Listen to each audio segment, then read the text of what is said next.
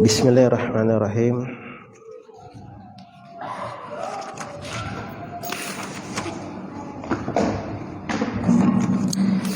Innal hamdalillah nahmaduhu wa nasta'inuhu wa nastaghfiruh wa na'udzu billahi min shururi anfusina wa sayyiati a'malina may yahdihillahu fala mudilla lahu wa man yudlil fala hadiya lahu. Asyhadu an la ilaha illallah wahdahu la syarika lah wa asyhadu anna Muhammadan abduhu wa rasuluhu amma ba'd.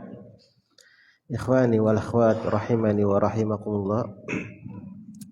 Alhamdulillah, kita kembali memuji Allah Subhanahu wa taala di malam hari ini, di mana Dialah Zat yang telah memudahkan kita untuk senantiasa menegakkan ibadah. Dialah Allahu Ahad, Allahus Samad, lam yalid wa lam yulad. Kita memuji Allah Subhanahu wa taala atas segala karunia dan segala kenikmatan ini. Alhamdulillah, di malam hari ini juga Allah mudahkan kita untuk kembali melanjutkan pembelajaran kita, yaitu pada Kitabut Tauhid dari Sahih Al-Bukhari, Al-Jami' As-Sahih, yang disusun oleh Imam Al-Bukhari rahimahullahu ta'ala, di mana di pertemuan terakhir kita membawakan hadis yang berkaitan tentang keutamaan suratul Ikhlas, bahwasanya dia itu ta'dilu thuluthul Quran. Seseorang ketika dia baca, maka pahalanya semisal dia membaca sepertiga Al-Quran, dan juga dia akan mendapatkan kecintaan Allah Subhanahu wa taala, kecintaan yang hakiki.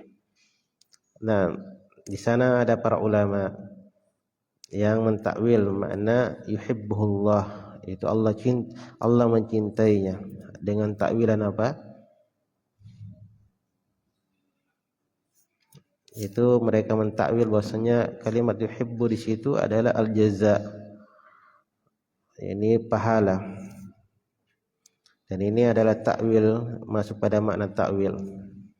Nah, dan sekali lagi kami ingatkan bahwasanya kitab yang paling masyhur yang mensyarah Sahih Bukhari adalah Fathul Bari, karangan Ahmad bin Ali Ibnu Hajar Al-Asqalani rahimahullah ta'ala. Dia adalah kitab yang para ulama sangat banyak mengambil faedah padanya, tetapi juga sebagiannya ya ada kekeliruan di dalamnya. Yani Al-Hafidz rahimahullah sangat banyak menukil ucapan para ulama yang mentakwil sifat-sifat Allah Subhanahu wa taala, seolah dia menguatkan kalimat tersebut.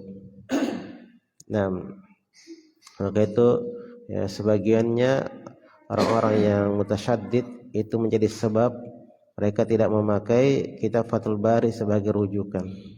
Tetapi ya, bagi siapa yang menelaah, betul-betul menelaah kitab tersebut, maka dia akan dapati ya maksud yang berbeda dari tujuan penulis rahimahullah ta'ala. Nah, di mana ya juga di antara makna di antara bersesuaiannya hadis dengan bab, yaitu kalimat Allahu Ahad, Allahus Samad, penetapan tentang nama dan sifat Allah Subhanahu wa taala, di mana suratul Ikhlas terkandung padanya tauhid asma sifat.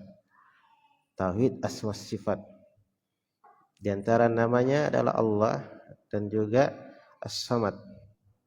Nah, dan Allah telah kita sebutkan tafsirnya, maknanya apa itu? Yaitu al-ma'lu wal ma'bud, yang disembah dan yang diibadahi. Adapun As-Samad itu banyak para ulama mentafsir tentang Samad. Ada yang mengatakan bahwasanya Samad penafsirannya adalah lam yalid wa lam yulad, Bosnya katakanlah dialah Allah satu-satunya, tidak ada sembahan yang berhak diibadahi, Allah Samad, dialah Allah As-Samad. As-Samad maknanya adalah yang tidak beranak dan tidak diperanakkan. Nah, makanya di antara makna yang masyhur As-Samad itu adalah huwallazi la jauf. Dia adalah zat yang tidak ada rongga padanya. Nah, sehingga tidaklah dia makan, tidaklah dia minum. Oleh karena itu di dalam Al-Qur'an Allah Subhanahu wa taala berfirman, wa huwa yut'im wa la yut'am. Dialah yang memberi makan dan tidak diberi makan. Taib.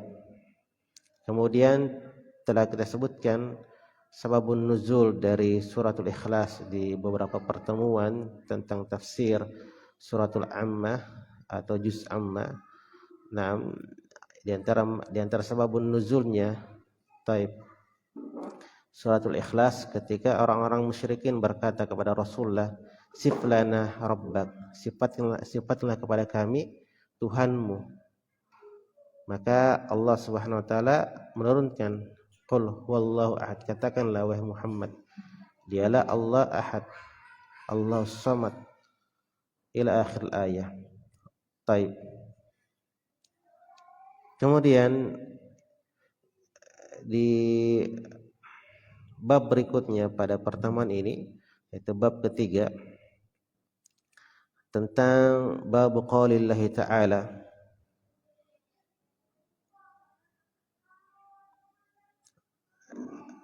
qul ad'ullaha wa ad'ur rahman ayyama tad'u falahul asmaul husna. Taib, iqra. Bismillahirrahmanirrahim. Alhamdulillahi rabbil alamin. Wassalatu wassalamu ala asrafil anbiya'i wal mursalin wa ala alihi wa sahbihi ajma'in. Allahumma fir lana wa li waliyina wa li ukhtalina wa li jami'il muslimina wal muslimat wal mu'minina wal mu'minat al ahya'i minhum wal amwat. Qala al-imamu Abu Abdullah Muhammad bin Ismail bin Ibrahim bin Mughirah bin al-Isba al-Bukhari fi kitabi as-Sahih al-Bukhari babu tsani babu qouli ta'ala tabaraka wa ta'ala qul ya Allah wa rahman ayyama tad'u falahu asma'ul husna. Haddatsana Muhammad bin Salam ila an Jarir bin Abdullah radhiyallahu anhu qala Rasul sallallahu alaihi wasallam la yarhamullah man la yarhamun nas. Taib. Jadi Imam Al-Bukhari rahimahullah membawakan bab ini menyebutkan ayat dalam surah Al-Isra ayat 110 tentang ucapan Allah Subhanahu wa taala, qul ad'ullaha wa ad'ur rahman ayyama tad'un falahul asmaul husna. Taib. Jadi maksud dari Imam Bukhari menyebutkan bab ini, Al-Hafidz Ibnu Hajar menukilkan ucapan dari Ibnu Battal, di mana Ibnu Battal rahimahullah menyebutkan gharduhu fi hadzal bab itsbatur rahmah wa hiya min sifatid dzat. Tujuan dari bab ini adalah penetapan rahmat yang dia merupakan sifat Allah, sifat dzatiyah. Jadi Imam Bukhari, dan telah kita sebutkan di awal-awal para ulama di dalam membahas tentang tauhid, pembahasan pada nama dan sifat Allah. Karena itu yang banyak terjatuh, banyak firqah yang terjatuh pada nama dan sifat Allah Subhanahu wa taala. Seiring berjalannya waktu, Syekh Muhammad bin Abdul Wahhab At-Taimi itu membahas khusus tentang kitab tauhid pada pembahasan tauhid uluhiyah. Karena itulah yang banyak manusia terjatuh di masa kini. Nah, Ala kulli hal, bukan berarti Imam Bukhari tidak membahas permasalahan tersebut. Hadis-hadisnya jelas. Semua jenis tauhid melingkup di dalamnya. Taib. Ala kulli hal, bab ini itu bab yang tujuannya untuk menjelaskan penetapan sifat rahmat Allah, yang dia sifat dzatiyah.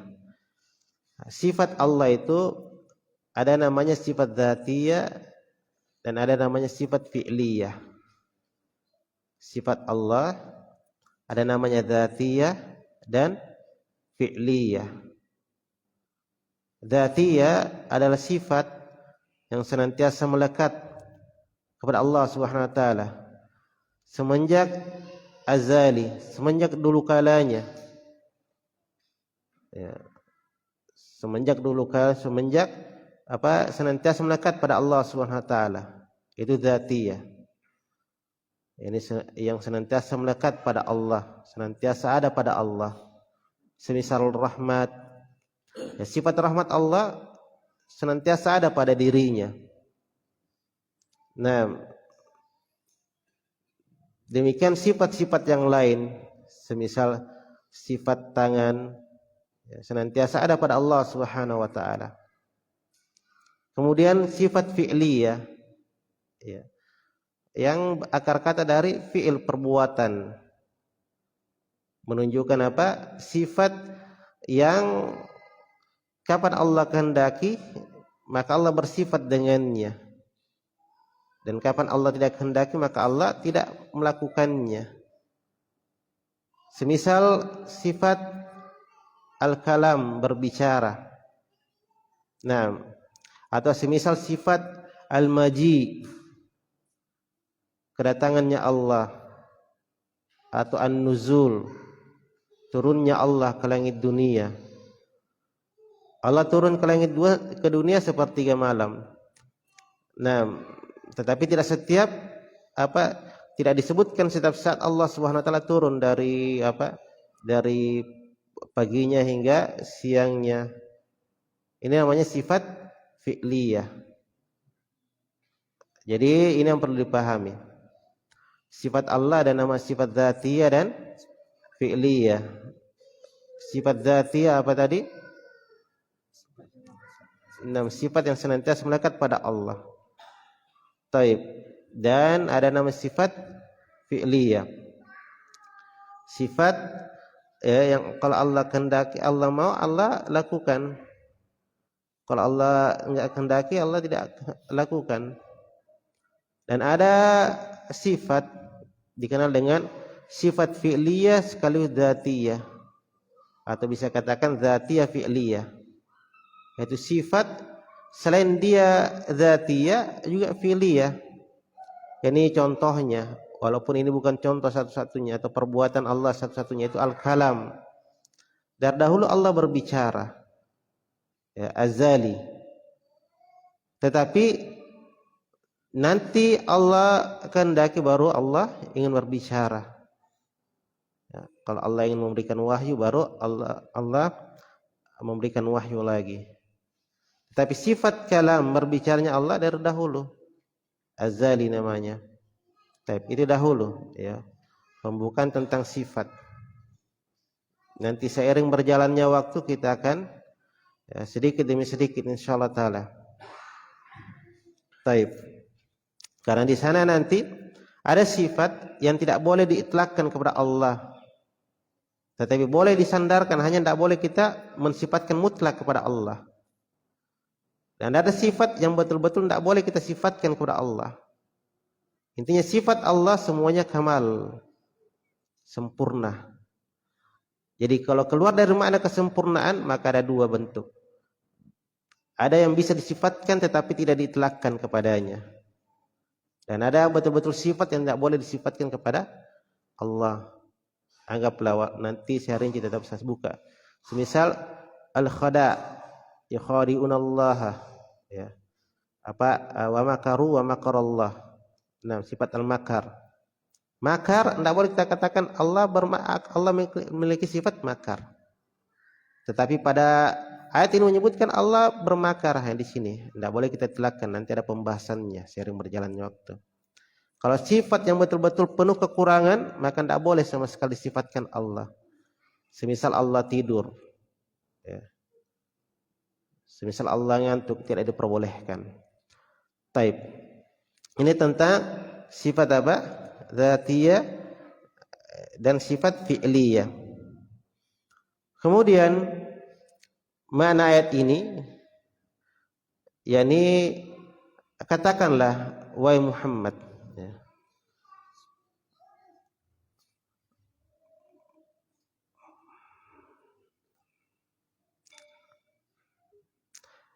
Qul Allah, katakanlah wahai Muhammad, engkau berdoa kepada Allah atau meminta kepada Allah atau engkau meminta kepada Ar-Rahman, maka mana saja yang kalian meminta terhadapnya, maka baginya nama-nama yang indah. Falahu al-asmaul husna. Taib. Ayat ini ada sababun nuzulnya. Ayat ini ada sababun nuzulnya. Yaitu suatu waktu orang-orang musyrikin melihat Rasulullah salat tahajud. Taib, atau melihat Rasulullah sedang mengerjakan salat. Nah, di mana orang-orang musyrikin mendengarkan Rasulullah sallallahu alaihi wasallam berkata, ya Rabbana Allah, ya Rabbana Ar-Rahman, wahai Rabb kami Allah, wahai Rabb kami Ar-Rahman. Maka orang-orang musyrikin menduga atau menyangka bahwasanya Rasulullah berdoa kepada dua Tuhan, kepada dua sembahan. Nah, dalam keadaan Rasulullah itu pernah mengingatkan orang-orang musyrikin agar mereka beribadah kepada satu sembahan. Tetapi orang-orang musyrikin mendengarkan, wah, kenapa Rasulullah ini menyebut dua sembahan, Allah sama Ar-Rahman. Maka Allah Subhanahu wa taala menurunkan ayat ini. Katakanlah Muhammad kepada orang-orang musyrikin dari kaum engkau yang mengingkari penamaan Ar-Rahman. Karena memang orang-orang musyrikin itu tidak kenal siapa Ar-Rahman kecuali nama orang. Yang mereka tahu adalah Allah Subhanahu wa taala, nama Allah sembahan. Adapun nama yang lain semisal Ar-Rahman, mereka tidak tahu. Ya, mereka taunya Ar-Rahman itu nama dari makhluk. Maka kata Allah, kabarkan kepada kaummu dari kalangan orang-orang musyrikin, wahai Rasulullah.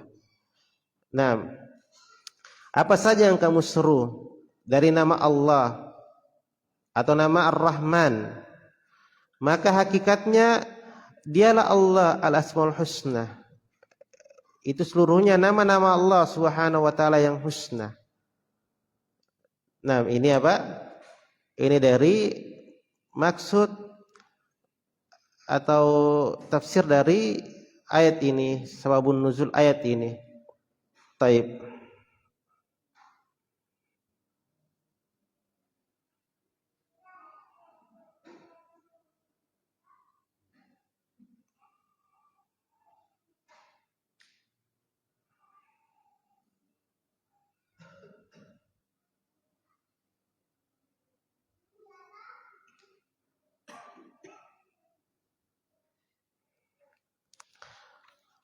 Kemudian yang perlu kita pahami,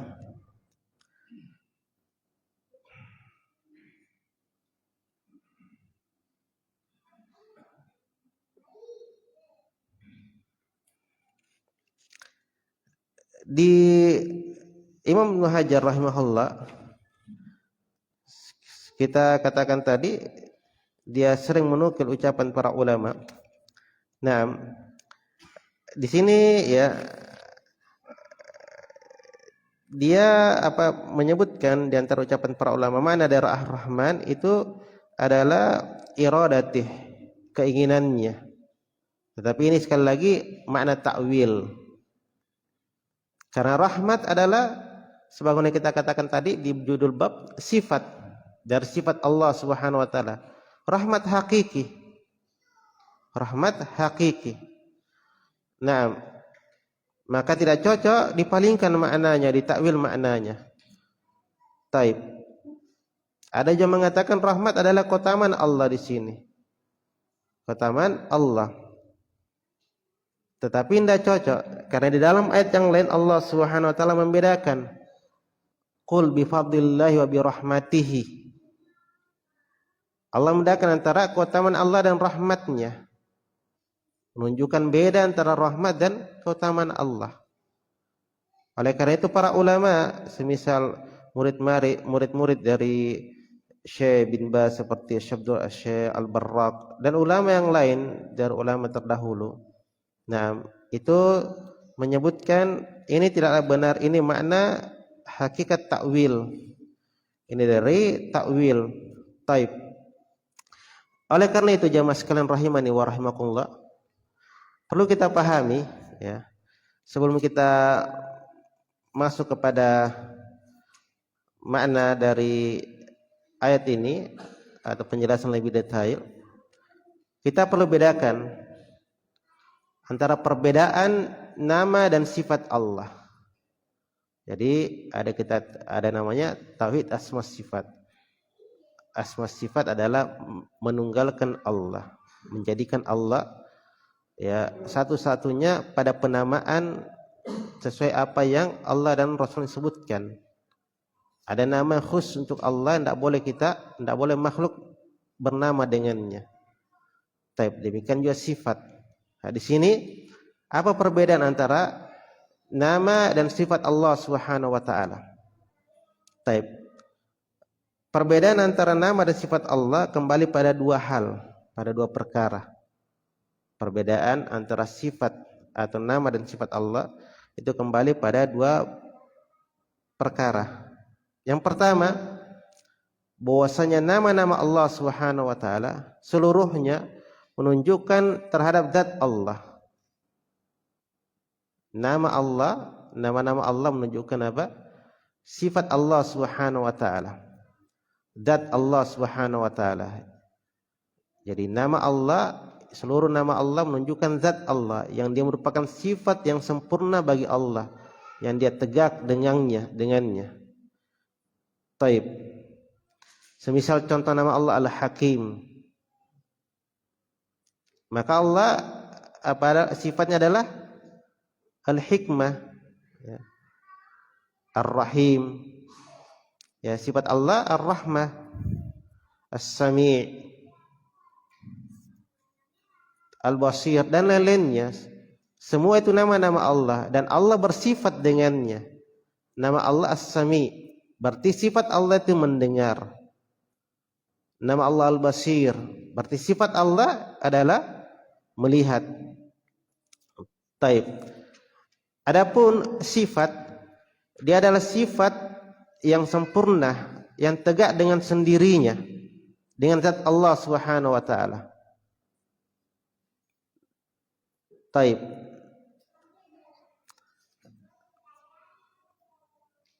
Jadi kalau sifat berdiri sendiri, ya, karena tidak semua sifat itu nama Allah. Seperti misalnya apa tadi Al-Maji, tidak ada nama Allah Al-Aji, ya. An-Nazil, tidak ada nama Allah. Padahal sifat Allah di antaranya An-Nuzul. Taib. Kemudian perkara kedua, bahwasanya bab sifat Allah itu lebih luas dibanding bab nama Allah Subhanahu wa taala. Jadi sifat Allah lebih luas dibanding nama Allah. Adapun nama Allah itu tergantung pada konteks dari Al-Qur'an dan Sunnah dan hadis Nabi sallallahu alaihi wasallam. Adapun sifat Allah kadang ada yang dikhabarkan tentangnya. Bosnya Allah begini, Allah begitu. Ya. Walaupun pada satu sisi tidak disebutkan di dalam Al-Quran, tetapi ya bisa dikhabarkan selama tidak menyelisih Al-Quran dan Sunnah. Adapun pada nama dan sifat itu sesuai dengan apa? Penyebutan di dalam Al-Quran dan Sunnah. Taib. Itu dua hal perbedaan antara nama dan sifat Allah Subhanahu wa taala. Oleh karena itu Syekh Shalih Utsaimin rahimahullah taala pernah berkata, wal farqu bainal ismi wal sifah, perbedaan antara isim dan sifat. Annal isma ma summiyallahu bihi was sifah. Adapun nama itu apa yang dinamakan, apa yang Allah dinamakan dengannya. Was sifah ma wusifallahu bihi, dan sifat apa yang disifatkan Allah dengannya. Wa bainahuma farqun zahirun, dan di antara keduanya ada perbedaan yang nampak jelas. Fal ismu yu'tabaru alaman 'ala Allah azza wa jalla mutadamminan lis-sifah, maka adapun nama dia adalah sebuah ibarah untuk penamaan terhadap Allah yang terkandung di dalamnya bentuk sifat. Wa yulzamu min itsbatil ismi itsbatus sifah, dan keharusan dari penetapan nama adalah menetapkan sifat. Jadi kalau Allah dinamakan Al-Basir, maka kita tetapkan keharusan dari nama tersebut. Kita haruskan apa? Kita harus tetapkan pensifatan dari nama tersebut. Nah, misaluhu innallaha ghafurur rahim. Ghafur nama Allah. Keharusannya apa? Dia mengharuskan nama tersebut bahwasanya Allah itu Al-Maghfur, yang mengampuni. War-Rahim, nama Allah Ar-Rahim mengharuskan bahwasanya Allah itu ditetapkan sifatnya Ar-Rahmah. Taib.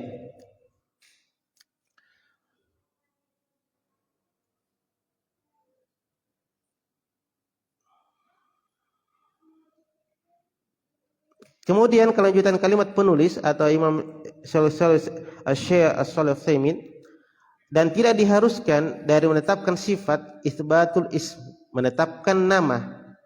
Misalul kalam, semisal sifat al-kalam, semisal sifat Allah al-kalam, maka tidak mengharuskan Allah ditetapkan baginya nama al-mutakallim, yang berbicara. Ya. Tidak ada nama Allah Al-Mutakallim, tetapi dia bentuk pengkhabaran bahwasanya Allah itu berbicara. Naam. Binaun ala dzalika takunu sifat ausa. Maka dibangun dari hal itu, maka sifat itu jadilah lebih luas dibanding nama. Lianna kulla ismin mutadamminun lisifah, karena setiap nama itu terkandung di dalamnya makna sifat. Walaysa kullu sifah mutadamminatan li ismi, dan tidak setiap sifat itu terkandung padanya nama. Nah, itu hal yang perlu kita pahami tentang perbedaan nama dan sifat. Intinya setiap nama maka keharusannya ada sifat Allah di dalamnya, tetapi tidak setiap sifat ada nama Allah di dalamnya. Kemudian kita katakan di sana ada orang-orang suka mentakwil nama dan sifat Allah Subhanahu wa taala. Baik, maka kita sebutkan kelompok-kelompok yang tersesat pada bab ini. Jadi firqah-firqah itu banyak. Setiap firqah, setiap kelompok itu mereka menyimpang. Ada pada sebagian pokok Ahlus Sunnah, ada pada bab ini mereka menyimpang, ada pada bab ini mereka menyimpang. Maka di pembahasan ini kita khusus menyebutkan bahwasanya di antara firqah atau golongan yang mereka itu menyimpang pada bab nama dan sifat Allah Subhanahu wa taala. Taib.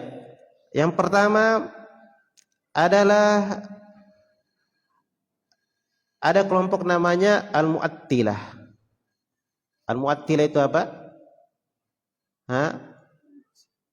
Mu'attilah itu menolak, mengingkari. Mu'attilah ini terbagi dua. Ada mengingkari secara penuh, tidak menerima sifat itu atau nama itu. Semisal golongan Al-Jahmiyah. Nah, semisal golongan Al-Jahmiyah yang dipelopori oleh Al-Jahm bin Safwan. Mereka ini mengingkari asma dan sifat Allah. Oleh karena itu mereka mengingkari Allah berbicara dengan Nabi Musa atau Allah berbicara dengan Nabi Musa. Karena mereka mengingkari Allah berbicara. Ya. Padahal sangat banyak di dalam Al-Quran Allah menyebutkan Allah berbicara. Taib. Ini diantaranya, yaitu apa? Kelompok Jahmiyah, Mu'attilah, yaitu Mu'attilah secara menyeluruh. Mereka menolak nama dan sifat Allah Subhanahu wa taala. Taib. Ada Mu'attilah tetapi tidak menolak seluruh nama dan sifat. Dan kadang mereka cuma mentakwil atau mengganti kepada makna yang lain. Inilah Asy'ariyah, ya. Inilah Al-Asy'ariyah. Mereka pengikut dari Al-Hasan Al-Asy'ari. Walaupun Al-Hasan ini sudah rujuk dari pemahamannya. Dia pernah berdiri di atas mimbar bahwasanya saya keluar dari pemahamanku sebagaimana saya melepas pakaianku ini.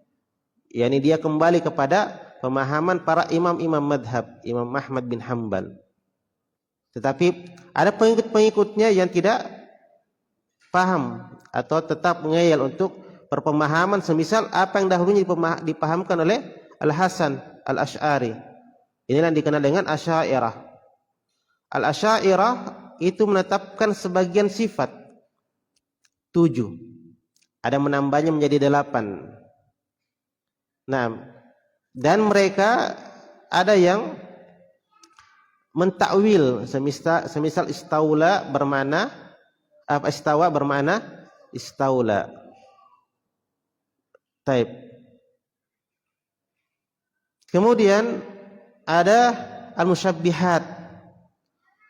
Ada al-musyabbihat. Taib. Atau diantara Mu'attilah yang semisal Asy'ariyah adalah Al-Maturidiyah. Mereka menambah sifat dari apa yang disebutkan oleh Al-Asy'ariyah. Hanya masyhur di negeri ini itu Asy'ariyah. Ada yang mereka itu musyabbihat, kelompok musyabbihat atau mumatsilat. Nah,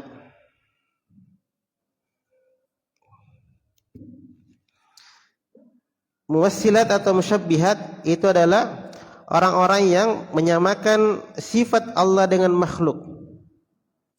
Menyamakan sifat Allah dengan makhluk. Taib. Dan ini adalah kafir.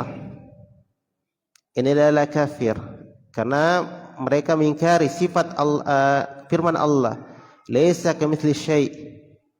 Allah tidak serupa apapun. Ya. Nah, dan ini sebagiannya mengatakan bahwasanya pentolan orang ini adalah Hisham bin al-Hakam, seorang Rafidhi, seorang penganut madhab Rafidhi, yaitu Syiah, yang sekarang banyak di Iran, negara Iran. Apapun yang diucapkan Iran itu, kalau pada perkara agama jangan pernah percaya. Ya, seluruhnya bisa dikatakan kedustaan. Allah dan nabinya saja mereka dustakan, apalagi pada permasalahan-permasalahan agama yang lain. Nah, mereka menetapkan sifat tetapi menyamakan. Ini namanya musyabbihat atau mumatsilah. menyerupakan. Taib. Ini ya diantara kelompok-kelompok yang menyimpang dari nama dan sifat Allah Subhanahu wa taala.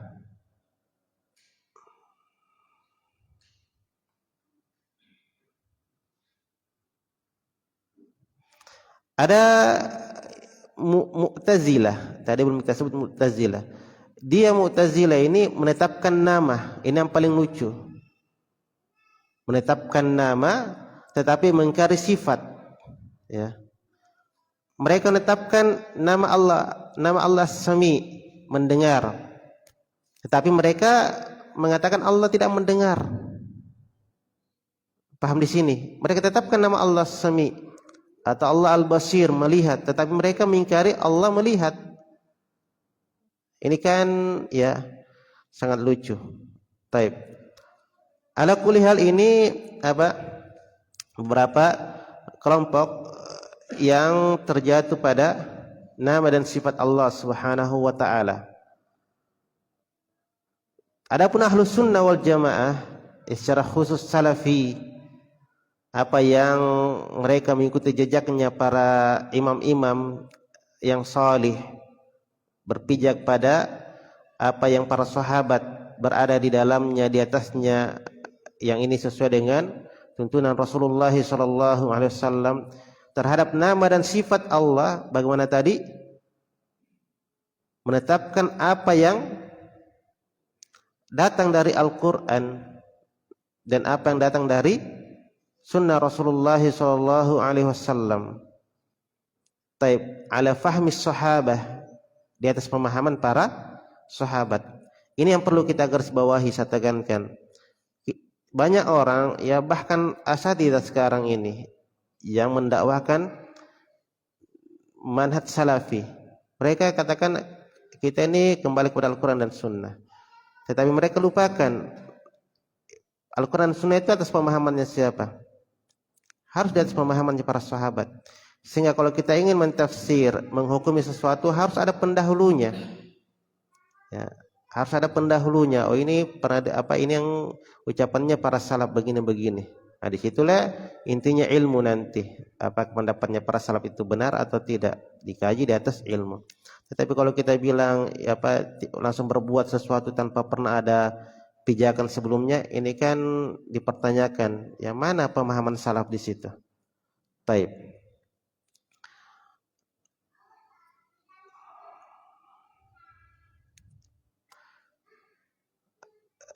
Taib, ini ayat Al-Isra, ya. Penetapan tentang sifat Ar-Rahman. Ar-Rahman itu nama Allah Subhanahu wa taala, sangat banyak di dalam Al-Qur'an. Dan dia akar kata dari rahmat. Ada sisi perbedaan antara Ar-Rahman dan Ar-Rahim. Nah, tetapi insyaallah taala di waktu yang lain jika ada kalimat yang semisal, kita akan bahas tentang makna Ar-Rahman dan Ar-Rahim. Kemudian Imam Al-Bukhari menyebutkan dua hadis yang sanadnya sampai kepada Jarir bin Abdullah.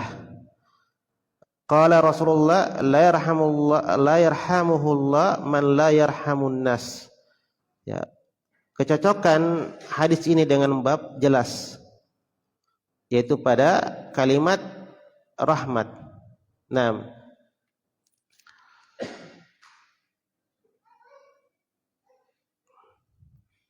atau sebelumnya pada makna kalimat ayat di atas kita sebutkan ucapan seorang ulama, Abdullah Al-Ghainam atau Al-Ghaiman, atau seorang pensyarah dari kitab Tauhid. Dia katakan, yadharu li anna maqsud al-Bukhari rahimahullah bitarjamati bihadil ayati bayanun ikhtisasillahi tabaraka ta'ala bi al-asmaul husna. Yang nampak pada saya bahwasanya maksud dari Imam Al-Bukhari rahimahullah tentang makna dari ayat ini adalah penjelasan khusus untuk Allah dengan nama-namanya yang husna. Wa anna asma'ahu kamilatul ma'ani, bahwasanya nama-nama Allah itu sempurna maknanya. La yalhiquha naqsun au aibun nama Allah itu tidak terikut padanya ada kekurangan atau ada cacat. Wa anna ittisafal makhluq bi ba'dhi ma yattasifu Rabbu ta'ala bi minal ma'ani, dan bahwasanya adapun pensifatan makhluk pada sebagian apa yang Allah bersifat dengannya, ya, dari mana-mana, la yalzimu minhu naqsun aw aibun fi asma'ihi, itu tidaklah mengharuskan bahwasanya nama Allah itu ada kekurangan dan ada cacat pada namanya, wasifatuhu, dan sifat-sifatnya, li'annaha husna kamilatun tunasibu idhamatahu wa kibriya'ahu, karena nama dan sifat Allah itu sempurna. Nama Allah bersesuaian dengan keagungannya dan kebesarannya. Fala yatawahhamu anna fi dzalika tasbihan kama yaz'amuhu ahlul bid'ah alladzina dhannu anna mujarrad al-masyarik fil ismi awil ma'ani yufidu tashbih. Maka janganlah orang-orang itu menduga bahwasanya penyamaan atau penyerupaan atau kesamaan sebagaimana sangkaan mereka dari kalangan ahlul bidah. Mereka menyangka bahwasanya jangan sampai sekedar sama pada nama itu memberikan sama di dalam makna, ada penyerupaan di situ. Maksudnya semisal tadi rahmat, ya. Rahmat ini ada bisa bernama, bisa yang untuk Allah dan bisa untuk makhluk. Padahal tadi sifat Allah di antaranya apa? Rahmat. Tetapi pada satu sisi seseorang kadang dikatakan dia rahmat, semisal Rasulullah disebutkan wa kana bil mu'minina rahima. Bukan berarti ketika makhluk juga bersifat dengannya, rahmat Allah itu memiliki aib dan kekurangan, ya. Sifat makhluk sesuai dengan kelemahan dan kekurangannya. Makhluk jelas. Adapun rahmat itu Itu sifat Allah rahmat sesuai dengan kebesaran dan keagungannya. Jadi tidaklah sekedar sama, ya, sama makna atau sama sifat menunjukkan sifat Allah ada kekurangan di situ, tidak. Ya. Sebagaimana sering digambar oleh para asatidzah atau para ulama, kesamaan nama tidak mesti kesamaan sifat atau bentuk. Misalnya meja punya kaki, ya, kita juga punya kaki. Itu tidak mungkin kita sama di dalam permasalahan tersebut. Taib. Dan terakhir, ya, insyaallah taala hadisnya kita akan uraikan di pertemuan berikutnya. Terakhir pada pembahasan rahmat Allah itu pada makna disandarkan kepada Allah ada dua. Ada rahmat yang merupakan sifat Allah. Ya, ada rahmat merupakan sifat Allah. Sebagaimana ayat-ayat yang masyhur, ya. Sebagaimana ayat-ayat yang masyhur bahwasanya Allah Subhanahu wa taala berfirman, taib, wa rabbukal ghafurud dzurrahmah, dan Rabbmu pemilik al-ghafur dan pemilik rahmah. Ini sifat Allah. Dan ada sifat yang merupakan makhluk. Ada rahmat yang merupakan makhluk. Ini sebagaimana di dalam hadis, Allah Subhanahu wa taala di sisinya ada 100 rahmat. Dan Allah menurunkan satu rahmat di bumi. Nah, dari sini kita pahami kalau disandarkan tentang sifat Allah rahmatnya, maka dia penuh dengan kesempurnaan. Dan ada rahmat yang Allah ciptakan, jadi bukan rahmat yang sifatnya. Ini pahami, ya. Ada sifat Allah itu zat Allah, yaitu rahmat. Ada rahmat yang merupakan zat Allah, sifat Allah, zatiyah, yang senantiasa melekat pada dirinya. Dan rahmat yang ada pada kita dari sifat kita saling mengasihi bukan bagian dari sifatnya Allah. Bukan rahmat yang merupakan dari sifatnya Allah, tetapi rahmat yang Allah cipta. Jadi ada khusus makhluk yang Allah cipta bernama rahmat. Itulah yang Allah turunkan sebagiannya di muka bumi yang dengannya kita saling berkasih sayang. Satu bagian saja sudah saling berkasih sayang sesama ini, sesama itu, sesama istri, sesama anak dan seterusnya. Nanti 99 lagi di yaumil qiyamah. Nah, wallahu taala alam. Insyaallah taala kita lanjutkan ya dua hadis yang tersisa di dalam bab ini. Ilahuna, jadi saya ingatkan ya bahwasanya kita di Sabtu, Ahad, Senin itu ada pembahasan fikih, qawaidul fiqhiyah. Ini bagus untuk kita jadikan pijakan. Jadi bagi ikhwan yang kalau subuh tidak ada kegiatannya, itu hadiri majelis ilmi. Ya, hadiri majelis ilmi. Saya sering ingatkan atau para asatidz ingatkan, majelis ilmu itu ibadah. Jadi jangan lihat bosnya ini saya sudah tahu atau apa, tetapi yang pertama dia adalah ibadah. Daripada kita kosong atau tidur di waktu subuh, mending manfaatkan waktu untuk bermajelis ilmi. Apalagi pelajaran yang kita pelajari ini insyaallah taala bisa dipakai di kehidupan kita.